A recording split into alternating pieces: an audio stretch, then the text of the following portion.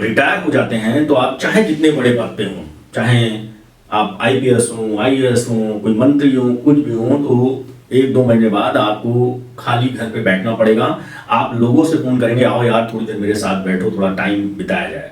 लेकिन एक ऐसा आदमी जिसके पीछे आज की डेट में रिटायरमेंट के बाद अमित शाह जैसा आदमी जाता है, प्रधानमंत्री मोदी खुद उसके घर में दिया जलाने पहुंच जाते हैं दीपावली के दिन, Chief Justice of India Chandrachud ji उनके घर जाते हैं, इस तरीके से ना जाने कितने नेता सुबह शाम जाते हैं। वो शख्स इस वक्त पूरे हिंदुस्तान की यात्रा पे है, वो फिर से जगह जगह दिखते हैं। जी हाँ, मैं बात कर रहा हूं भारत के पूर्व राष्ट्रपति रामनाथ कोविंद की। रामनाथ कोविंद में ऐसा क्या है कि भारत के प्रधानमंत्री जो हर साल जवानों के साथ कभी कश्मीर में, कभी कहीं दीपावली मनाते थे, वहां जाकर के दिया जलाते थे। ऐसा क्या हुआ कि रामनाथ कोविंद के घर में इस बार भारत के प्रधानमंत्री दिया जलाने गए? दरअसल रामनाथ कोविंद 2 बार राज्यसभा के सदस्य रहे, कानपुर देहात के 2 सीटों से 2 बार विधायकी का चुनाव भी लड़े, जो वो हार गए।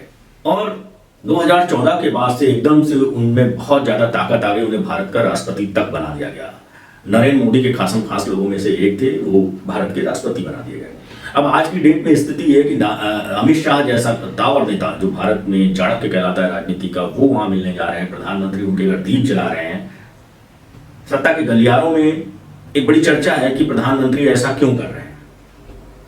उनको 1 नेशन 1 इलेक्शन का चेयरमैन भी बना दिया गया है। ये भी बड़ी बात है, प्रधानमंत्री ऐसा क्यों कर रहे हैं, ये भी एक सोचने का विषय है कि बार बार सारे मंत्री मिनिस्टर उनके घर क्यों पहुंच रहे हैं। दरअसल लोगों का एक आंकलन है, एक तर्क है कि भारत के मुख्य न्यायाधीश श्री चंद्रचूड़ जी ने भारत सरकार के नेताओं के नाक में दम कर दिया है और वो बड़े मुखर होकर के बहुत सारे डिसीजन देते हैं, बहुत सारे लोगों की क्लास भी लगा देते हैं। अभी उन्होंने 2 स्टेट के गवर्नर की भी बड़ी तगड़ी क्लास लगाई। या तो सरकार को शंका हो रही है कि हम 24 में नहीं आ रहे हैं, क्योंकि अगर 24 में नहीं आए तो ये तो तय है कि बहुत बड़े बड़े डिसीजन आएंगे और लोगों को गंभीर परिणाम भोगने पड़ेंगे, सत्ता के बड़े बड़े लोगों को। और जस्टिस चंद्रचूड़ शायद कोविंद साहब के बहुत नजदीकी हैं, इसलिए सब उनसे मिलना जुलना बढ़ाए हुए हैं। ये तो एक बंद जबान में लोग कह रहे हैं। लेकिन दूसरा सच है कि रामनाथ कोविंद के उससे एक पूरी समाज को एक मैसेज दिया जा रहा है और उनका भी वोट बैंक, उनकी भी चीजें अपनी तरफ लाने की कोशिश करी जा रही है। दरअसल रामनाथ कोविंद एक पिछड़े जात से आते हैं।